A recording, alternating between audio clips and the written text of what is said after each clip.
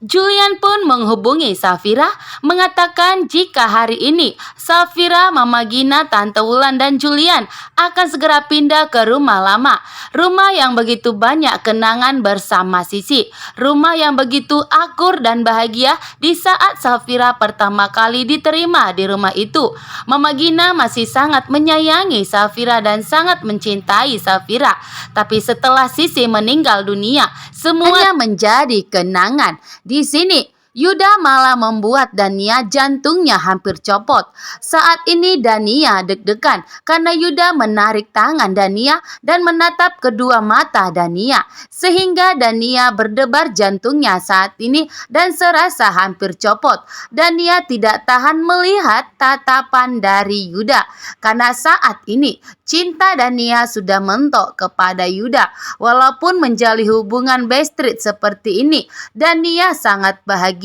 Dania sudah tertuju cintanya kepada Yuda. Begitu juga dengan Yuda saat ini. Karena Yuda sudah mencintai Dania. Sehingga Yuda pun mewasiatkan semua harta dan perusahaannya kepada Dania. Yuda sangat yakin kepada Dania bahwa Dania adalah wanita yang baik. Sedangkan di sini Romi berpikir keras bagaimana untuk mengubah hidupnya. Romi pun pergi ke kantor Rafael. Kembali ingin mengajak Rafael bekerja sama agar perusahaan PT Danisa Mandiri bisa dikelola oleh Romi. Ternyata Dania pun tidak mau kembali lagi kepada Romi. Dan disinilah puncak kesabaran Romi pun sudah habis. Romi malah mendekati dan mendatangi Rafael agar bekerja sama. Ternyata Romi malah mengkhianati kepercayaan Rafael. Romi menghubungi Pak Gunawan dan mengatakan akan membunuh Pak Gunawan jika tidak memberikan perusahaan PT Danisa Mandiri ke tangannya Romi. Kali ini Romi pun tidak main-main dengan ancamannya kepada Pak Gunawan. Dengan segampang itu Romi mengatakan kepada Pak Gunawan, jika Pak Gunawan tidak memberikan perusahaan Safira dan Dania kepada Romi, maka Romi akan membunuh Pak Gunawan seperti yang dilakukannya terhadap kedua orang tua Safira dan Dania. Maka Pak Gunawan akan segera menyusul Pak Abi dan Ibu Mayang.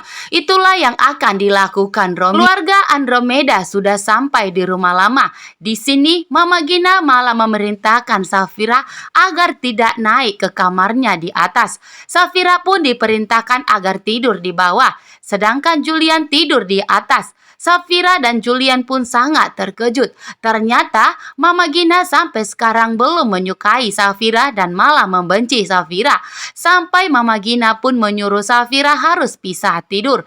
Di saat ini Safira sedang mengandung cucu kembar untuk Mama Gina.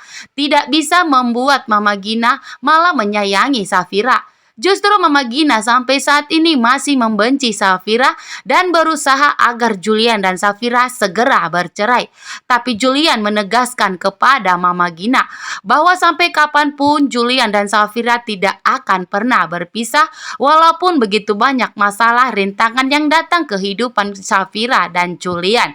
Di sini ternyata Yuda mendengar percakapan Pak Gunawan dengan Om Romi yang membahas mengenai pembunuhan kedua orang tua Safira dan Dania. Romi mengakui dan pas Romi mengakui disitulah Yuda merekamnya. Romi mengatakan, jika saya akan membunuh kamu seperti saya membunuh kedua orang tua Safira dan Dania. Sehingga Yuda pun sangat terkejut dengan pengakuan Om Romi.